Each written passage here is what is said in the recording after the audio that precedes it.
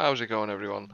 Today we're going to talk about True Terrain, the new release which was updated today, the True Terrain 3.0 update. This comes with a slew of new features and assets, bug fixes, and a new user interface. Today I'm going to run through a quick tutorial on how to install, use, and get some decent end results. Let's jump straight in. So first thing you want to do, is enter the user preferences with Control-Alt-U or under Edit Preferences. Now we're going to want to install True Terrain, so I'll remove it for now. And install. Come to wherever you downloaded the zip file to, and whichever one you own or downloaded, it'll be there. Install the add-on. You'll need to give it about 30 seconds for it to install because it is quite large. Well, the Pro version is anyway. The light version installs a lot quicker.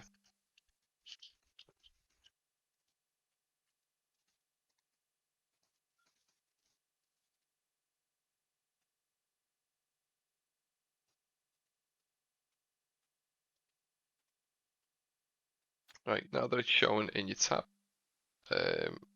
enable it and close your user preferences.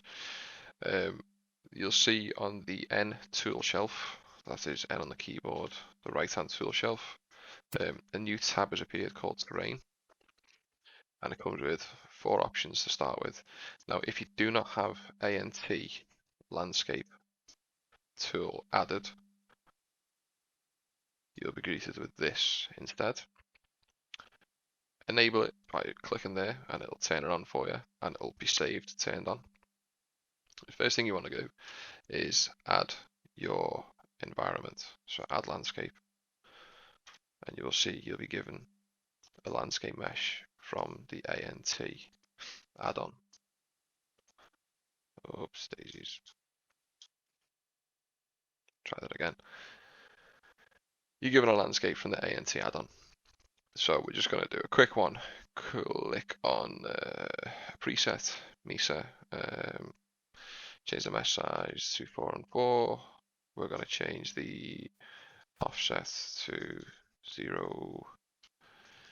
Get some nice rocky looking terrain. The minimum, we're going to change that to -3.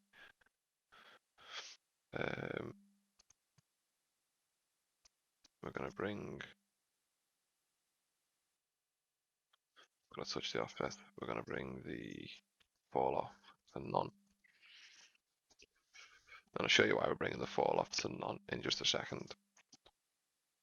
So once we've got our mesh-ish, I'm just going to adjust the noise size 1.5.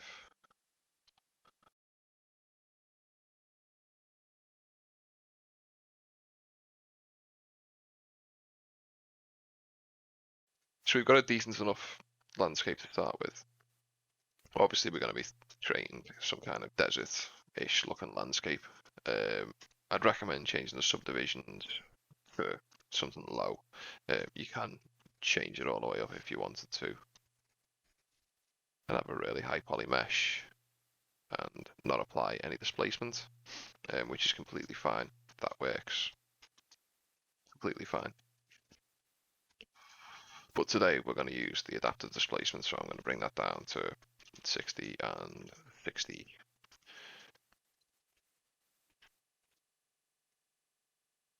Maybe 100 and 100. Yeah, that'll do. Right, so now you'll be given these options to add a material, and you get to choose your ground and rock material. So for ground, we're just going to choose the ground clay, and for rocks, probably, let's have a look. Yeah, we'll go for the desert rock. All you do, once you've got your mesh selected, is click add material, and you'll be given these new options, which are the material options like glossiness, normal strength, displacement strength. But the first thing you want to do is make sure that your object is scaled to a real world value. So it's currently 4 meters by 4 meters by a quarter of a meter. So we're going to scale it up by 100. Scale it up by 5. So it's 2 kilometers across by 2 kilometers across and 125 meters high. And you just want to apply that scale. So the scale set to 0, it's set to 1, but your dimensions are accurate. Gonna make sure I've got lighting enabled. Yep. Okay. I do use my lighting from Pro Lighting Skies because it is an amazing add-on. To be quite honest, Blender Guru, I think it's on the Blender market. It's really worth getting if you're throwing things like this together really quickly. So let's check preview the material. We've got something decent enough looking to start with, but what we're going to do is change how these two materials blend. So you can use the output blend viewer here, and this will show you where your rock materials are going to show and where your ground materials are going to show. The white being rock, the black being ground. I want to change that to about 2.5 to make it a little bit wider, and the edge bleed about 1.5. Maybe go up to 3 for that. Okay, and now you can click back on the full material, which will just bring you back to the full output.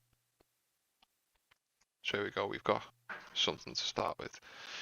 Now, I'm going to put this in the middle of an ocean of some sort. So I'm going to go into the edit mode, select all the outside edges by either using the vertices or the edge select. Enable proportional editing with this option, and I want the fall off to be smooth. We'll have a random fall off to give it a nice jaggedy start for now, and then we'll change that to a smooth fall off. We're going to bring the whole thing down a little bit, and then scale it out along the X and Y values. So, but we're going to do that with the random.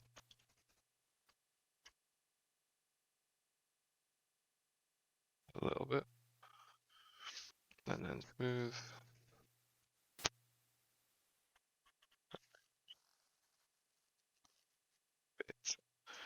And then we're just going to pick some random points on the mesh, move them down like so.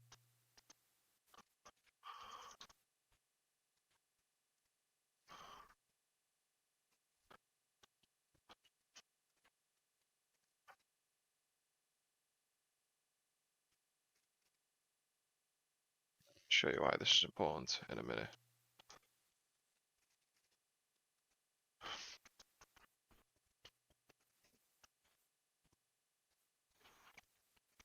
Right, so now we've got a kind of weird looking thing going on, but this is perfect for what we're going to want to do. So now we've got that, go back to the material viewer, and we are going to add some displacement.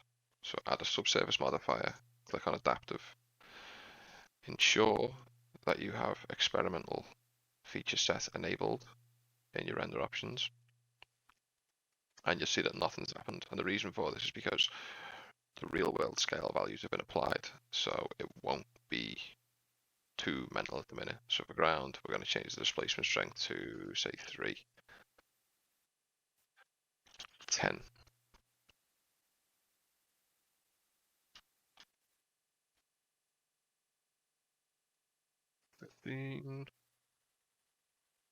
Okay, and then for the rocks, we're going to change the displacement strength to 20.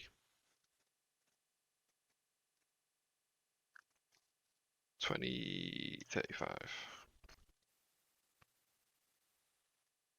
Okay, and then we're going to change the scale of these textures. So 10, 10, 10.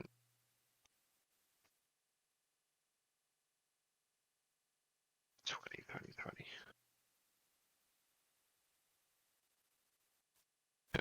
do, and I'm going to want to change the texture on that to, again, just 20 for now. Yep, that'll do. Right, well, as a rendered view, and we're going to add some water in. So when the water's added, just click on the water, mesh, and scale that up. And bring it down to something like there, and apply that scale.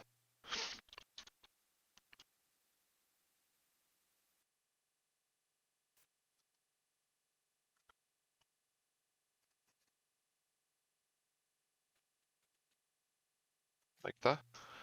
And then you'll see that it is just a plane, but you need to go into the modifiers and change the thickness to about 100, 500, and then bring the offset all the way down. Let's bring that to 700 meters deep. Right, so now if we check this,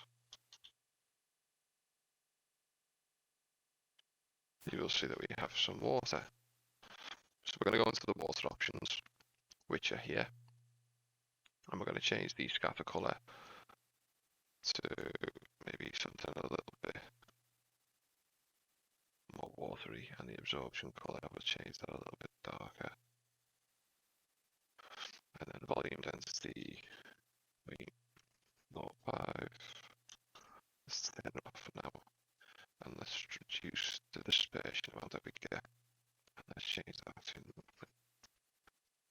0.05. So now we can see the terrain through. I'm going to change that to 1, and then I'm going to change the light penetration amount. There we go. So at the minute you'll see that there are no ripples or anything, and you'll also see that it reacts to light correctly. So from a side angle, it's completely reflective. From the top, it is see-through. So we're going to put it to something like this angle, and we are going to go to the displacement options. So small waves, we want to change that to about 150, and large waves, we're going to change that to about 50. And then we're going to change the height on that 10, just to see where the waves appear, and they're showing here. And we're going to change the height on that to about 3, and change the amount to the detail. Actually, we change the details to 15. Drop that down to 1.85. Now, wave transform will change the location of your waves, as you can see. And the rotation obviously will change the direction that they rotate in. As you can see there, mid-level is obviously the mid-level of the displacement, and the overall height affects the overall height of everything. So if you change that to like 10, you see that it becomes a lot more choppy. But we're going to keep it quite low for the time being. Now,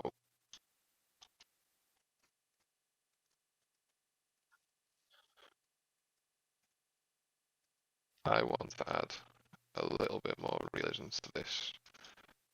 So I'm going to come out, and I'm going to scale the large waves to maybe 100, and change the distortion value a little bit. And then I'm going to change the caustic strength to 3. And you can change the dispersion amount to, which will create like a chromatic aberration for objects under the water. But I'm going to keep it down to like 0.65 for now. maybe change the scatter color, and maybe change the absorption color to like a dark greenish.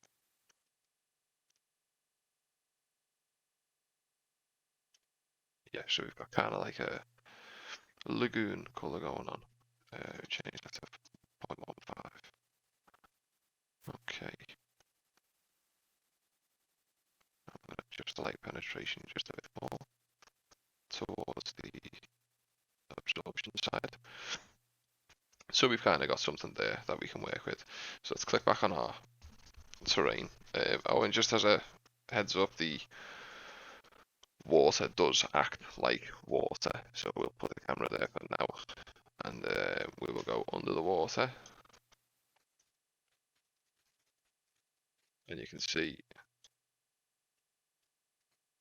that you can see the water there. We can also click on the water mesh, and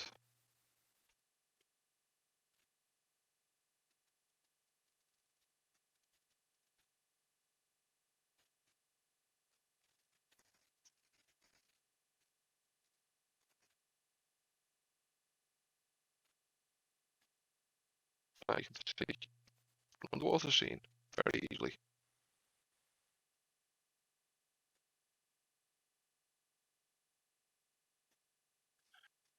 What we're going to do to add some realism is go back to the camera view. Just click on the camera, come out of that, go back up here, click on this. So we're going to hide the water for now. And what I want to do is add some rocks. So go to the white paint tab, come down here, we'll go to the gradient tool. We're going to come to the side and we're just going to drag the tool all the way up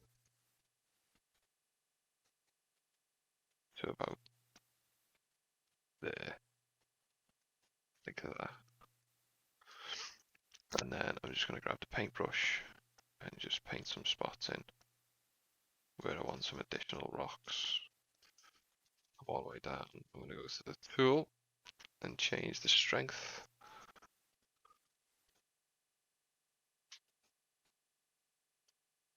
Increase the strength a little bit more.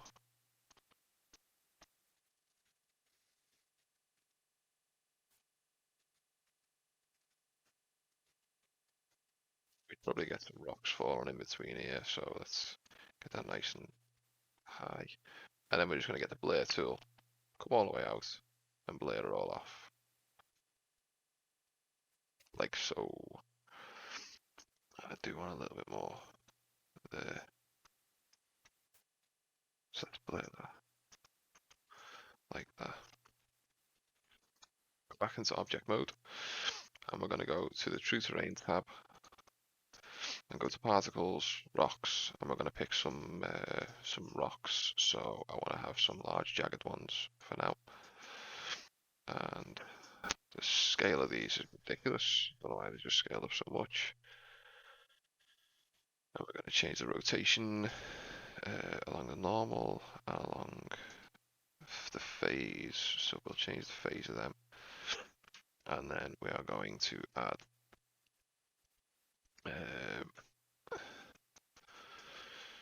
some whole collection random vertex group 1. Change the weight, and then we're going to change the scale of them and the randomness. And then we're going to click on active to defaults under the render settings. And what this will do is it'll take all of the information from this tab, put it here, we'll enable the defaults tab, and then we're going to add some more rocks in. So we're going to add some sandy rocks, add them, and this will apply all of that we've just created by clicking apply. Change the amount, change the size of them. These ones to be really big, and I only want like 100 of them. And let's get them a little bit smaller, like that. And then we're going to create a new vertex group. Object mode, weight paint, and this is going to be for the grass that we're going to put in. So we're going to come with that, and we're going to go from the top this time down, and we're just going to drag it down the top like that, so that we can get some grass showing here on the top. So now we're going to again add a little bit more red.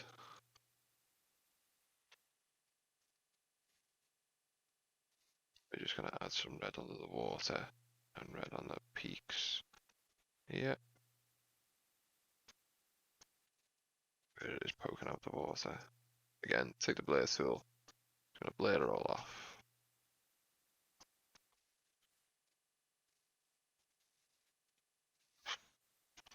And we're going to name this group grass. And we're going to name this one rocks. Come out of this, go back into object mode, go to particles, let's click on the grass, let's take desert grass and we'll apply that. And then we're going to change the vertex groups. So we've still got them active to defaults. Oop. Move them. Those are rocks. Those are rocks. Light to active. Here we go. And then for this one, we are going to come into this tab and change the density to grass. And we're going to change it here to grass. And we're just going to apply that. Turn them off. Apply that to active. And then change the size. Use the random scale. So you need to turn these off to make them inactive, to then apply your new active settings to whichever one you want.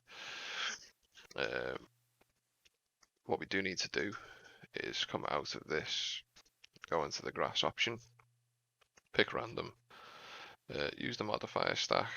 I'm going to go to advanced rotation along the normal, and we want it to go along the object Z. Actually, no, we'll have it go along the normal. We'll change the rotation amount, and then the phase. Remove active.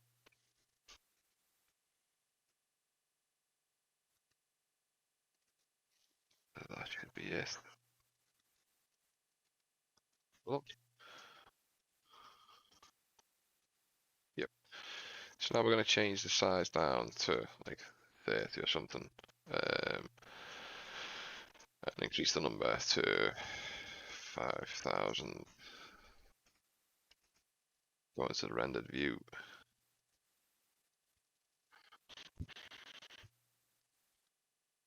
Enable rocks, enable that. And down here, enable the water. Back to this.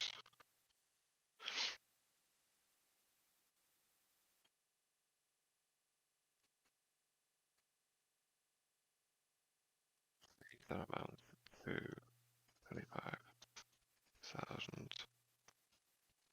Rest. We'll keep that as is. So now you've got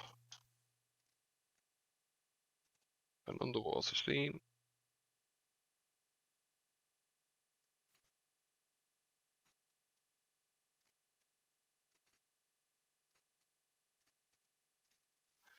We can go back to the water tab, change the volume density to 0.25.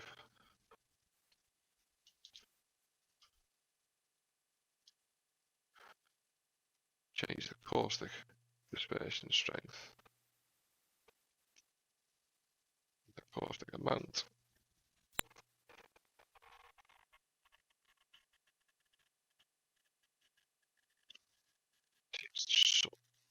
to something a bit more directional, and you will see actual caustics appear.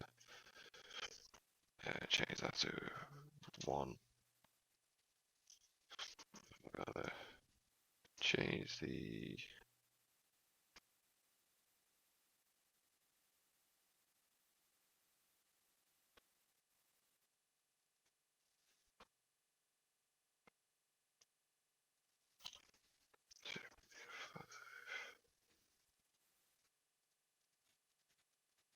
just gonna change the wave height.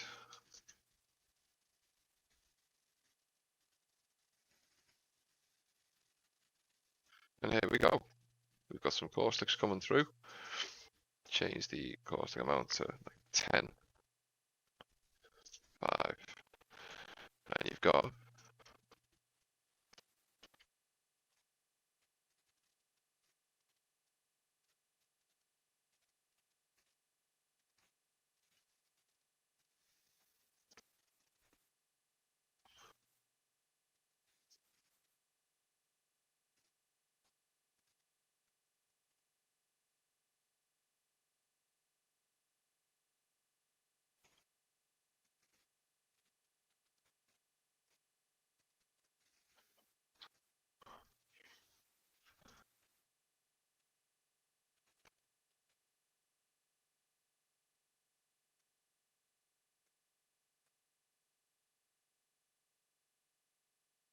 real life underwater rock scene, which we can save, and we'll render this one out.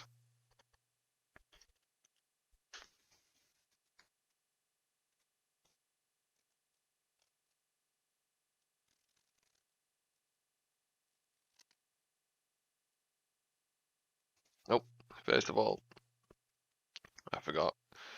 Let's make sure that the subdivision modifier is at the bottom of the stack so we get some actual tessellation.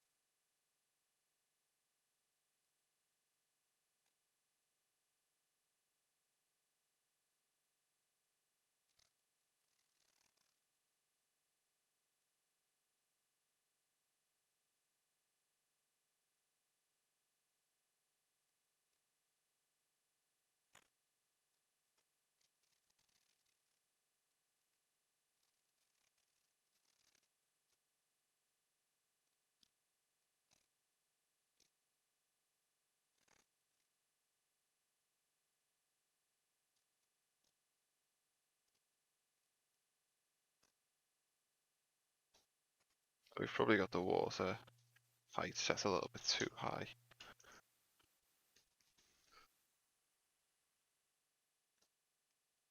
Because I could see some of the waves. We want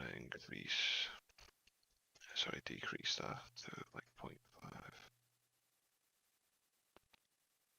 Caustic strength maybe 2. So here we go, we can see the waves here. I want to change the amount of waves that we get. And I want to change the volume.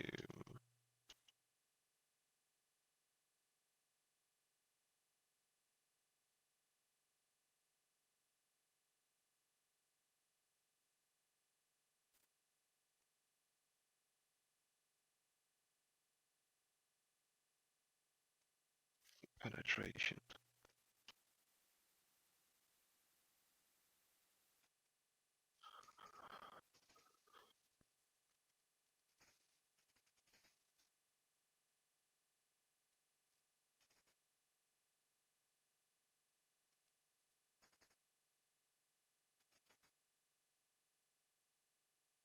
Change the amount. The rotation.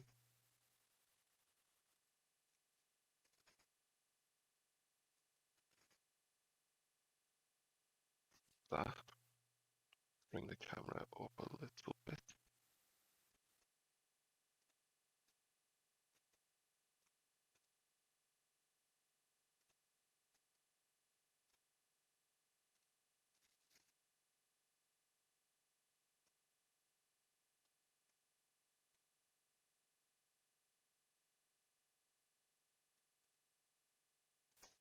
We'll render that out again.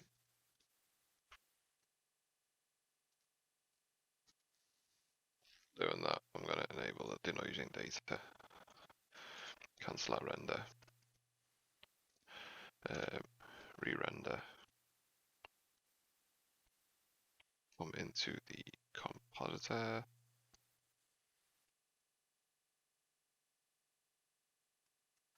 Use nodes. Enable the denoise filter.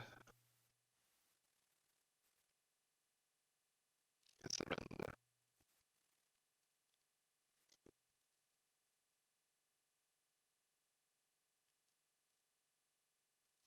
Just wait for that.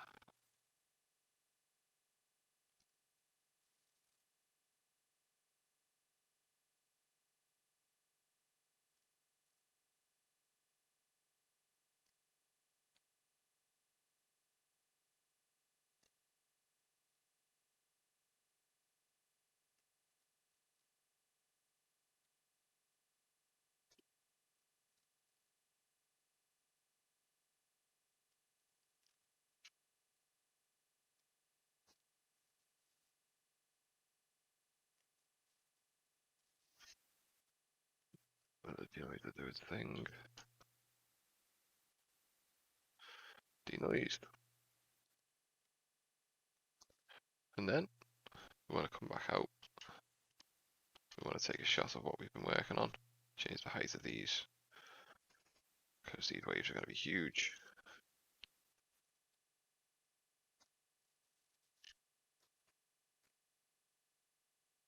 Change the sun direction. I'm going to change the density to 0.05, 0.01.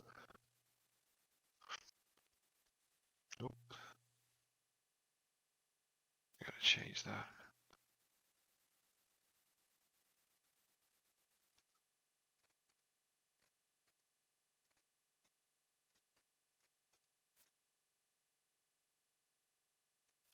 I'm going to render that out.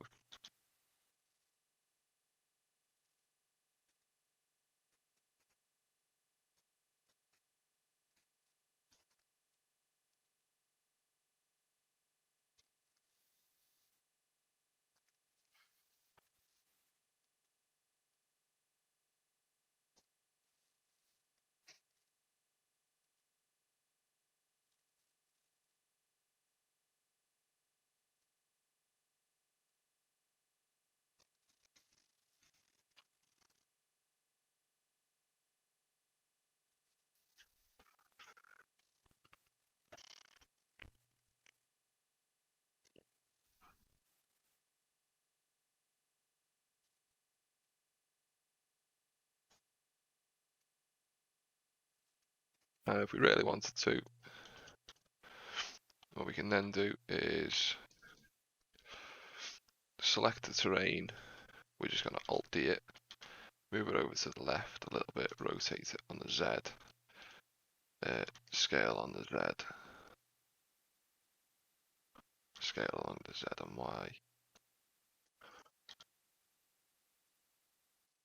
And then we'll do same again.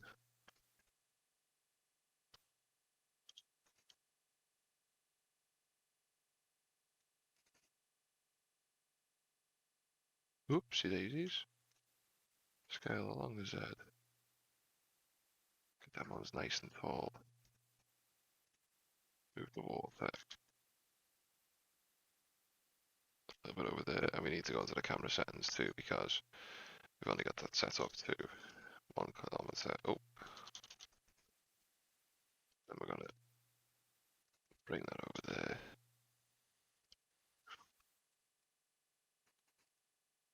Apply the scale to that. Oh, you can't apply it because it's not. We're gonna check how this looks.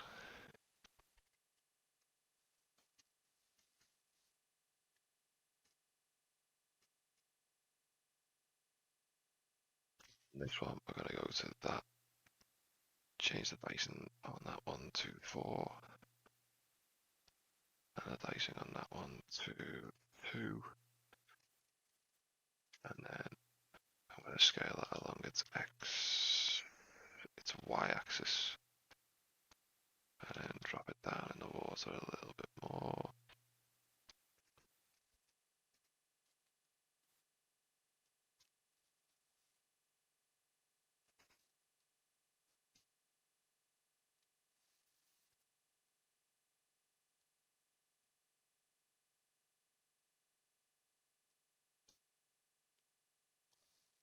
And we now have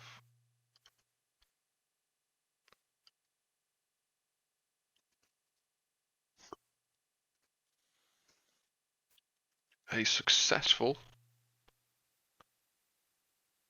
photoreal render of some desert rocks in the middle of an ocean. Well, in about a minute we will. And you'll see we're still only using 5 degrees to do this.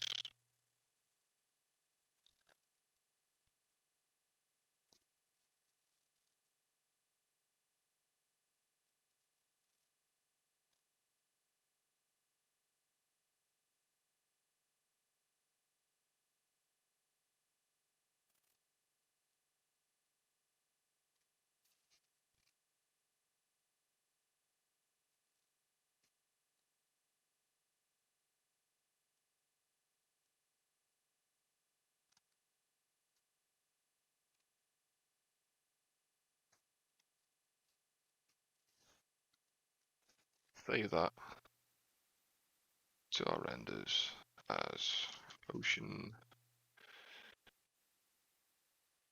desert. Go to our, and what I do want to do is just move that off there, add a little bit of glare. So we go to the filter, glare node, add that in, change that to fog low, change it to high.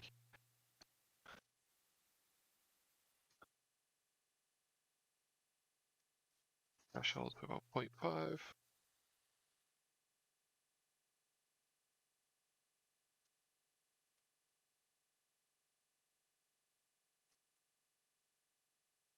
And there we have it.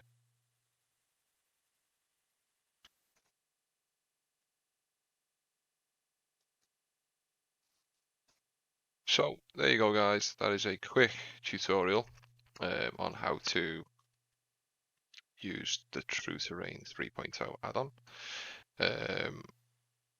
What I will say is, if you want to, you can change these into individual users, and from there you can then change the terrains. So we can remove that terrain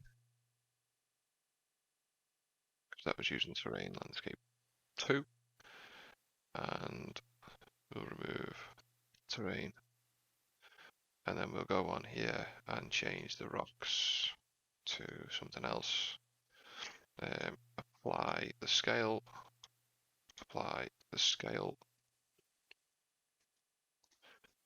back into rendered view for a minute. Landscape 3, let's add a material. And it's this quick. Automatically maps everything for you. So we got that one. And what we're going to do is change that scale to 10, 10 and 10. And the displacement strength to 20. To get it really nice and rocky. And this one, we're going to change that again to coastal rock. And we're also going to change the ground to a, let's see, desert sand rock. Add that material.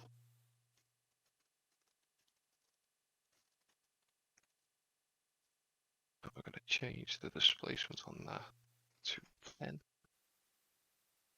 going to change the coverage to 3.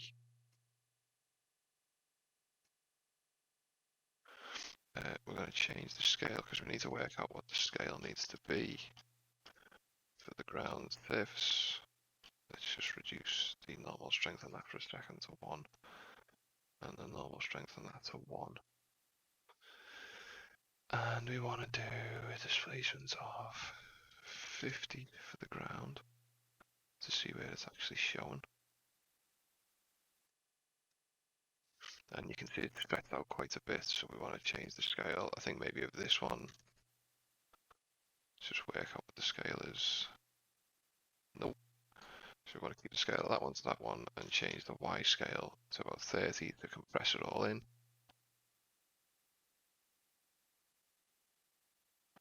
Like so, and we'll change that to 4 and that to 12 and change the displacement strength to 20. And we're going to do the same for that. So that's a 3 times value. So if that's going to be that, that needs to be 15. Change the displacement strength to 30.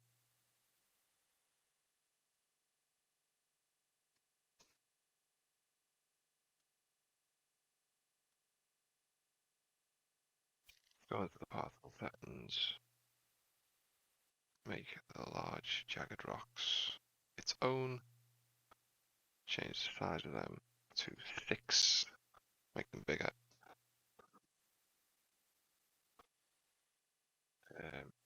Let's see, 15. Yep. And take off the grass on this one. Take off the grass on this one. And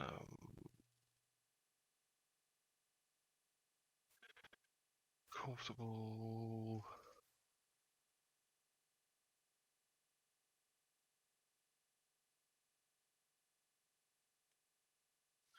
Move the 6 and 18 for that.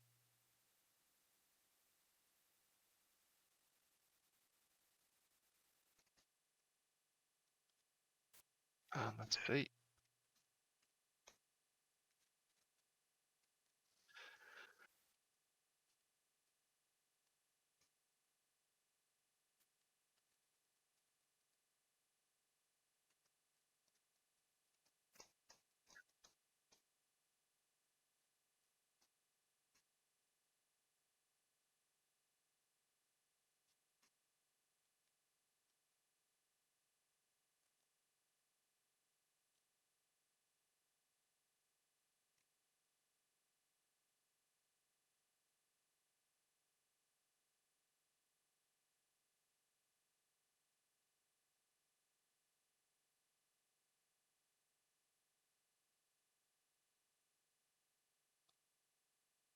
And there we have it.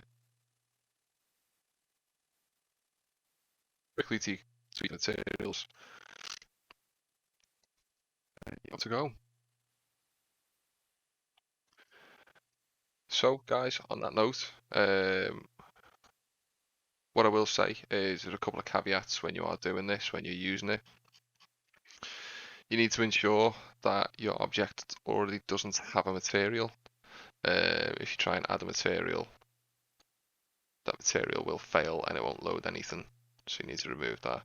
The water, you need to obviously make sure that that's up to scale and the height of things. So I mean, we can change that down to like 50. And you'll see that the ripples will change. Large waves are the bigger parts, obviously, and use a smaller amount if you're wanting bigger, choppier waves. Small waves, you can turn the large waves off, and you can change the height of the small waves, which are just tiny little ripples using a noise texture. We can change that up to like 500. and you probably won't see it in the viewport very well. But in a render, you will see it better. And choppiness, this effect is only enabled, or only works when large waves are enabled. The choppiness obviously affects how choppy they are, and the wave breaking strength puts a noise mask over the larger waves to make them put up more. So instead of them being more uniform, they are broken up. And obviously these options too affect the distortion of that breaking, and affect the scale or the size of that mask. When it comes to particles, make sure that you are, if you're using subdivision modifier rather than the high poly mesh, if you're using the subdivision, then you will need to ensure that your particles are above the subdivision in the stack. So the subdivision needs to be at the bottom of the stack, or the subdivision won't work. And again, the shader itself, without going into too much depth, it can give you these results quite easily and quite quickly. So, I mean, it's took me however long to run through this tutorial and show you that in a real world scenario, you could, complete the terrain in 5 minutes, if you've got a good enough knowledge of Blender. So, that being said, guys, this is the introductory tutorial over. I will be using some more in-depth tutorials and showing you how to utilize true terrain and some procedural masking of your own, to your own benefit, and obviously create more realistic and detailed terrains. But for now, that's where we're at, and I will leave you all guys there. Happy blending, and thank you for supporting me.